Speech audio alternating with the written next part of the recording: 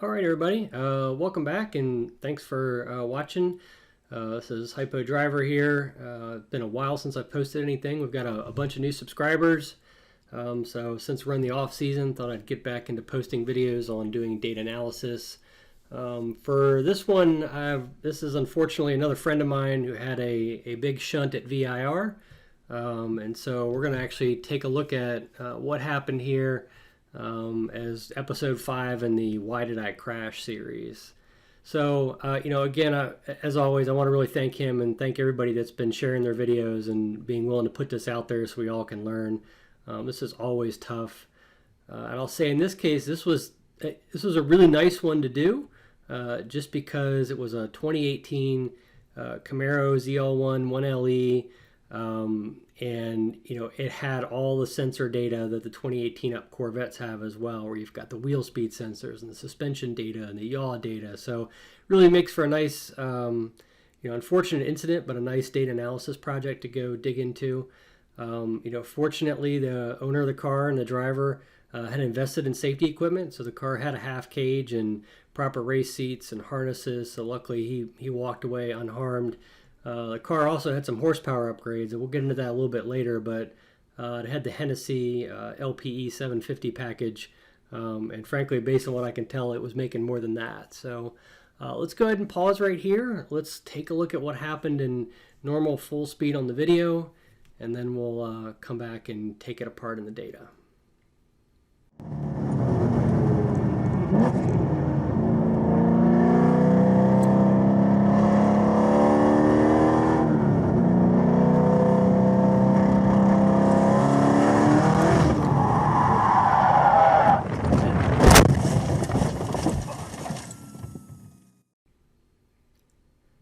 All right, welcome back. So we've got here is a couple displays I've put together. This one over here, the upper left-hand corner, is what I'm calling driver inputs. This is, driver throttle, brakes. The blue line here is the speed trace. And then what I've done is I've overlaid both the yaw and the steering input. So this olive line is the driver's steering input.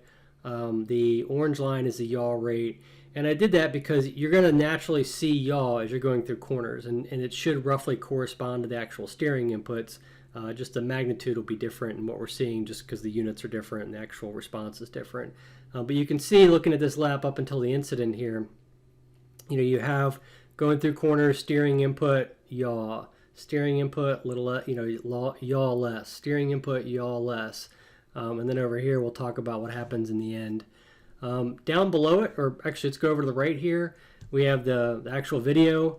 It's probably worth pointing out that I'm doing this one in Pi Toolbox V11 Lite, so this is free.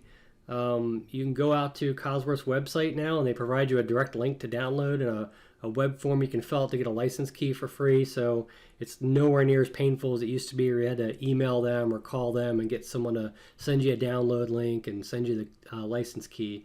So this is all in the free stuff I'm showing today. Down below, over here we're only going to use this a little bit, so I've got it kind of minimized off to the side, but this is the actual individual wheel speed data. And you'll see I'm color coding in a consistent way, the left front, left rear, right front, right rear, in this pattern. And then I've created this little cheat sheet diagram over here. It's really a bunch of math channels that just draw circles, but it's to help me remember, okay, the red line's the left front wheel, the green line's the right front wheel, the blue line's the left rear, the yellow line's the right rear. It just helps me remember. I actually got this whole idea of color coding from a great webinar that John Block puts on as part of his AutoWare seminars. Highly recommended if you're interested in this stuff.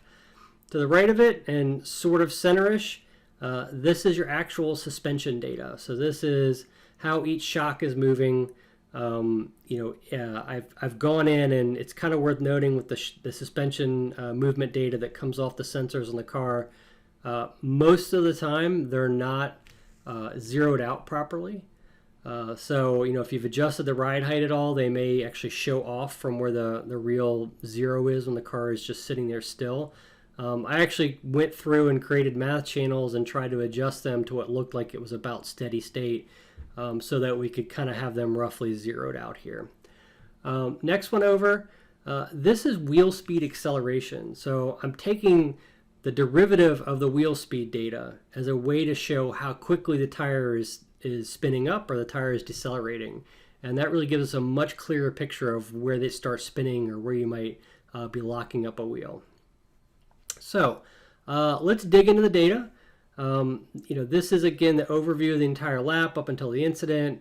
Right here is kind of where the incident happened. So we're just gonna click on there and we're gonna start hitting the Z key to zoom in to get a really tight look at what was going on.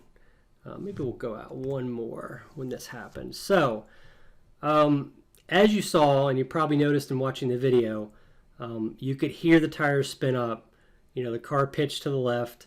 Driver tried to save it, and obviously once you've left the pavement, there's just not much you can do at that point. Believe me, I know that firsthand if you've seen some of the ZR1 videos. So looking at it, what you've got going on, the driver is gently adding in throttle. I should point out, this is the lower S's at VIR. Sometimes people refer to it as Corvette corner because so many high-speed rear-wheel drive cars have made this exact same mistake and ended up in this tire wall.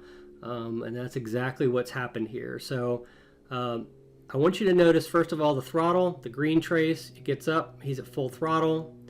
And I want you to notice down here, both the yaw rate and the steering input. So you can see, the driver's continuing to feed in steering input. And in fact, I'm going to, unfortunately that channel didn't show, but let's click on this. So you can see roughly where 0 is. So this is basically straight wheel right here, okay?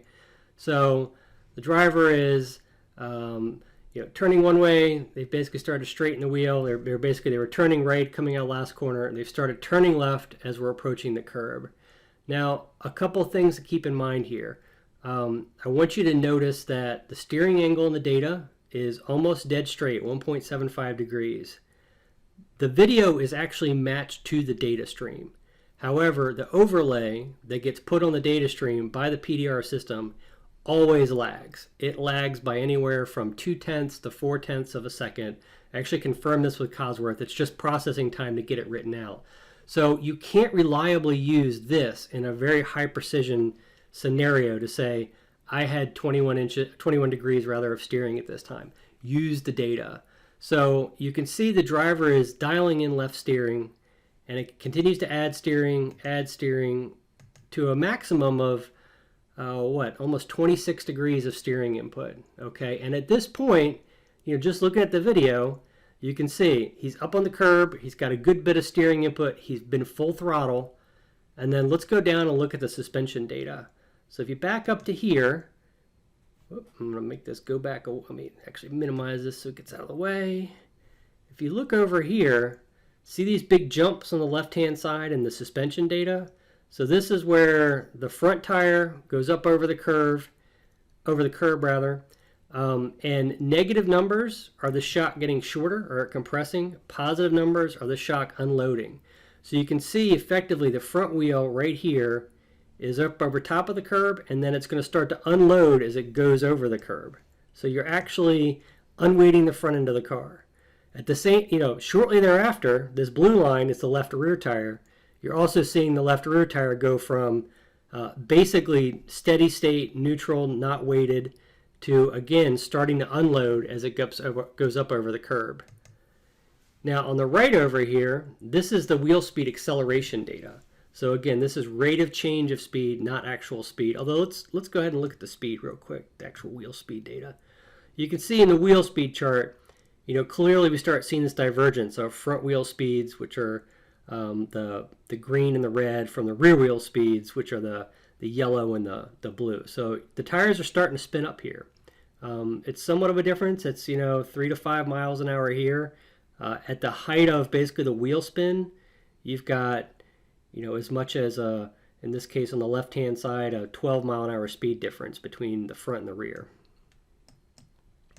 So move that back over, take a look, and you can also see as the wheels are spinning up, again we're looking at this trace over here, the inside wheel is spinning up more, okay, right as it unloads. So the left-hand wheel, the one that's on the curb, if you will, or just going over the curb. And what you see is this drop. This drop in wheel speed is more than likely the PTM kicking in, and we'll look at another data set that will kind of show that a little more clearly. But that's the PTM kicking in, trying to reduce power. It's also potentially the E-diff doing something, trying to compensate for the issue. But then it basically kicks back in again. You get even more wheel spin. And if I go forward a little bit more, you can actually see on the display, one of the things that Camaros do that Corvettes don't is you get that little car with squiggly lines icon when PTM kicks in. You don't get that with Corvettes. But again, if you factor in the lag time I talked about, basically that squiggly line is roughly right in the window of this is probably where it kicked in. So PTM was trying to intervene here. It's worth noting, this car was in the track race mode, so there is no stability control turned on.